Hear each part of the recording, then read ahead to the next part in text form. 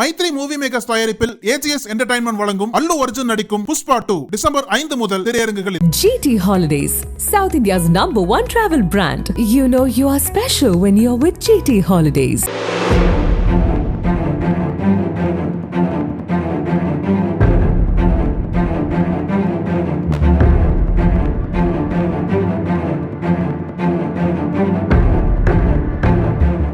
மதுரை மாவட்டம் மேலூர் பகுதியைச் சேர்ந்தவர் திருமலை செல்வன்.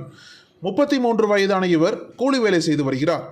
இவருக்கும் ஈரோடு மாணிக்கம்பாளையம் பகுதியைச் சேர்ந்த சுகன்யா என்ற பெண்ணுக்கும் கடந்த 8 ஆண்டுகளுக்கு முன்பு திருமணம் நடந்துள்ளது. இந்த தம்பதிக்கு 7 வயதில் ஒமிசா என்ற மகளும் 4 வயதில் நிக்கில் என்ற மகனும் உள்ளனர். திருமலை செல்வனுக்கு மது குடிக்கும் பழக்கம் உள்ளது. காலப்போக்கில் மது போதைக்கு அடிமையான திருமலை செல்வன் தினம்தோறும் மது குடித்துவிட்டு மனைவி சுகன்யாவை அடித்து துன்புறுத்தி வந்துள்ளார். இதனால் இருவருக்கும் இடையே அடிக்கடி தகராறு ஏற்பட்டு வந்துள்ளது.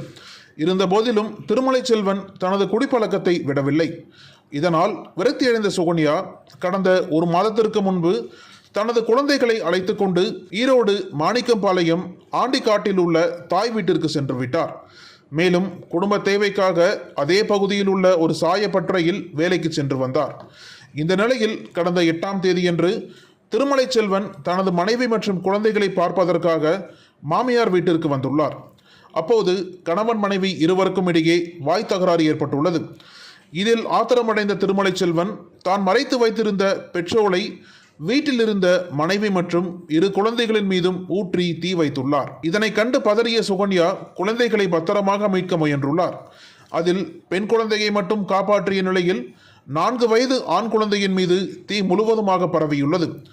உயிருக்கு போராடிய மகனை மீட்ட தாய் ஈரோடு அரசு மருத்துவமனையில் சிகிச்சைக்காக சேர்த்துள்ளார். அங்கு குழந்தைக்கு 70% தீக்காயம் ஏற்பட்டுள்ளதாக மருத்துவர்கள் தெரிவித்துள்ளனர். தற்போது குழந்தைக்கு தீவிர சிகிச்சை அளிக்கப்பட்டு வருவதாக மருத்துவமனை நிர்வாகம் தெரிவித்தது. இந்த சம்பவத்தில் திருமலை செல்வனின் உடலிலும் தீக்காயங்கள் ஏற்பட்டுள்ளது.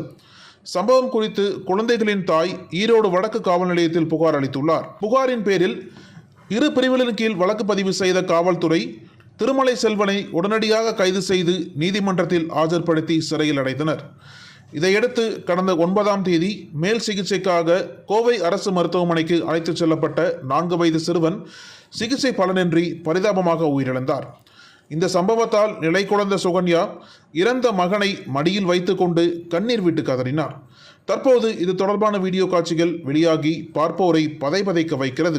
ஏற்கனவே தீ வைத்து கொளுத்தியது தொடர்பாக சுகன்யா ஈரோடு வடக்கு காவல் நிலையத்தில் அளித்த புகாரின் பேரில் கொலை முயற்சி உள்ளிட்ட 2 பிரிவுகளின் கீழ் வழக்கு பதிவு செய்யப்பட்டது. தற்போது புகாரின் பேரில் கொலை முயற்சி உள்ளிட்ட 2 பிரிவுகளின் கீழ் வழக்கு பதிவு செய்யப்பட்டது. தற்போது சிறுவன் உயிரிழந்ததை அடுத்து அதனை கொலை வழக்காக மாற்றி விசாரணை மேற்கொண்டு வருகின்றனர். அனல் பறக்கும் செய்திகளை அப்டேட் செய்து கொள்ள நக்கீரன் களத்தை இப்பவே சப்ஸ்கிரைப் பண்ணுங்க.